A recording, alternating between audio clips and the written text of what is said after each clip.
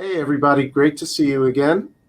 Welcome to our daily science recap from day 2 of the International Stroke Conference 2021.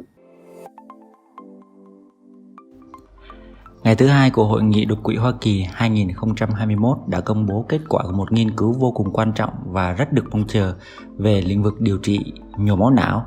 Đó là nghiên cứu McLean-Knowles-IV.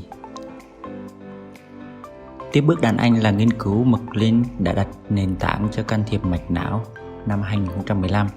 Năm nay, nhóm tác giả lại tiếp tục công bố nghiên cứu McLean-Knowles-IV, hứa hẹn sẽ chấm dứt tranh cãi về vai trò của thuốc tiêu sợi huyết Alteplase, cũng như kiểm chứng các nghiên cứu của Trung Quốc và Nhật Bản trước đó. Và các bạn đang được xem kết quả tóm tắt của nghiên cứu. Và vì tính chất quan trọng của nó, mình xin phép được tường thuật lại buổi công bố để mọi người có thể hiểu kỹ hơn. Good morning, everybody. My name is Sandra Narayanan. I'm a stroke and interventional neurologist at University of Pittsburgh Medical Center, and it's my pleasure today to be interviewing Dr. Ivo Rose, who is professor of acute neurology and head of the department at Amsterdam University Medical Center. He initiated a dedicated acute brain unit in the emergency department to improve door-to-needle times, and this ultra-early treatment system formed the basis for the endovascular therapy setup at AMC Amsterdam and the blueprint for the treatment arm of the Mr. Clean trial. Professor Rose initiated and was PI of the CLOT Mr. Clean study published in the New England Journal of Medicine, which demonstrated the treatment effects are sustainable over time and are also cost-effective.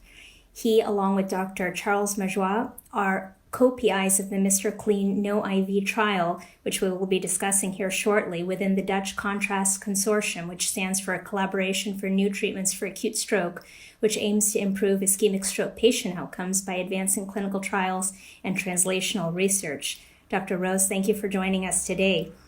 Please tell us, how did we get here? We had a new trial, the Mr. Clean No IV trial. We set it up a couple of years ago. We already thought of it right after the publication of the original Mr. Clean trial, which was published in the New England in January of 2015. And it was the first trial to show clinical efficacy of endovascular treatment in stroke patients. So right after that, we decided that the next step would be to see whether the addition of Alteplase is still needed. So that was the basis for the Mr. Clean No IV study. Oh, that's great.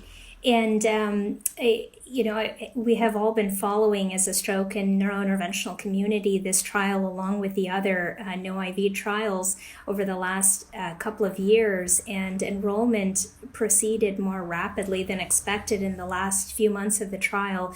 To what do you attribute that? I think it's very simple. I think that everybody was quite, happy with the results of the original Mr. Clean trial, and everybody realized that the next step would be to find out whether intravenous Alteplase is still useful, is still needed in these patients. So despite the COVID pandemic we managed to get the trial finished ahead of time, and we're very proud of it. Yeah. No, that's great. How did the protocol of Mr. Clean IV differ from the other direct to endovascular treatment trials that you highlighted in your presentation? Yeah. Well, there are now 3 Asian trials published. There is the Direct MT trial, which was the first one to be published, and the Direct MT trial from China is a sister trial from the Mr. Clean No IV trial. In fact, Professor Majois and myself were on the steering committee of this Chinese Direct MT trial.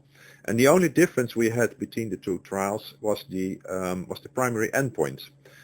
In the Mr. Clean No IV, we chose for a superiority design. So our primary endpoint is looking at superiority of direct endovascular treatment over the combination. While in the Chinese trial, we decided to go for a non-inferiority primary endpoint, which is the secondary outcome in the Mr. Clean No IV trial. So that's the only difference there is. And in fact, we worked so closely together that, for instance, the core lab, which was used in the Chinese Direct MT trial, was trained by our team from the Netherlands. So a very close collaboration between direct MT and no IV in a quite similar trial.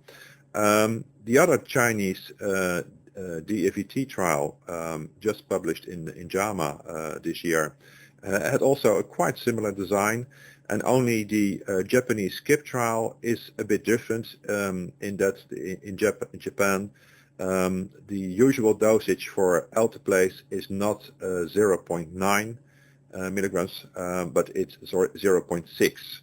So they are used to a lower dosage in Japan for Alteplase, so that's a difference for sure. But overall, a quite similar design. During the course of your trial, when you did interim analyses, you tweaked some aspects of the systems of care to achieve faster door-to-puncture times. How did you do that, and how did you determine what steps were necessary? What we said to the participating centers is that we wanted really to investigate the effect of having Alteplase on board or not. One of the things we feared most when setting up the trial was that that the group which would have the combination treatment, so the combination of intravenous Alteplase and mechanical thrombectomy, would have a delay in getting mechanical thrombectomy as compared to the group which would receive direct mechanical thrombectomy. And since we wanted only to have to look at the effect of Alteplase, we wanted to make sure that in both groups let's say the stroke onset to groin puncture was more or less similar. So what we did is that we went to all the centers and we said, well, that's a primary focus we have to look upon. And we kept looking at the door to groin punctures in all centers. And if we saw that they were slowing for whatever reason, we just gave them feedback. Hey, look out, you're slowing, and keep in mind that it's very important that we try to be as fast as possible, as we always do. We always try to be as fast as possible. I don't have to tell you, time is brain is still the most important message we have to talk about. But especially when you're doing a trial and you just want to know, is there an additional effect of Alteplase, you have to keep in mind that you have to get the endovascular treatment in both treatment arms well, as quickly as possible and in similar time frames. Yeah. Oh, that's great. Did any aspect of the results or side effects, secondary outcomes surprise you? Well, one of the most striking results for me is the similar result we have on hemorrhages. When looking at symptomatic intracranial hemorrhages, we expected that the combination therapy, the group with Alteplase, would suffer more from symptomatic intracranial hemorrhages. And looking at the results, the intracranial hemorrhages are quite similar between the two groups. And that's for me one of the most striking results. In fact, if you think about it, we always said, looking back at the old Alteplase trials from the 19th of the last century, we always said, well, we have an overshoot of hemorrhages because of patients being treated with a hemolytic drug with Alteplase. So that's logical. And we always said, well, the benefit for the ischemic stroke is bigger than the results on the effect on hemorrhages.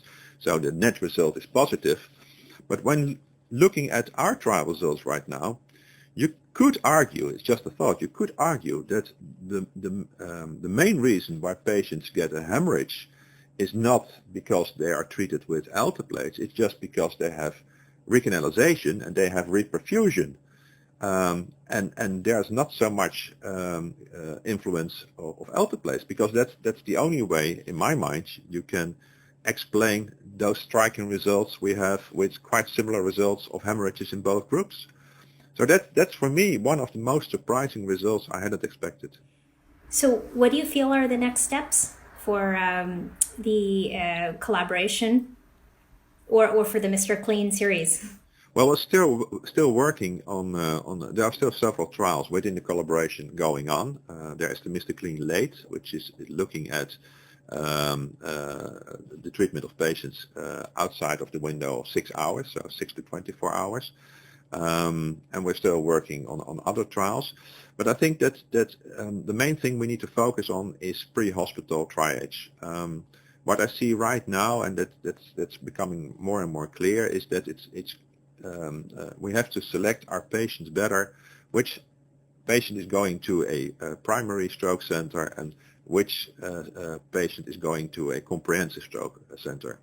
And wouldn't it be nice if we had a tool, something very simple, which we could use at home or in the ambulance to just find out whether a patient has a hemorrhage or a patient has an ischemic stroke, and if he has an ischemic stroke, whether he has a stroke which is probably caused by a large vessel occlusion. So you could directly direct the ambulance to the right facility. That would be, I think that would be the next great thing we should be focusing on. Thank you for those insights. And thank you for taking the time to share your comments about the trial. I'd like our viewers to know that Drs. Rose, Majois, and 4 other physicians from 3 academic medical centers in the Netherlands on December 17, 2020 were jointly awarded the prestigious Gold Winkler Medal by the Dutch Neurology Society for their unique contributions to stroke and endovascular research. We're very proud of them for this tremendous contribution, and it was the first time since 1950 that this prize was not awarded to one person in particular, but to a group of individuals. Thank you.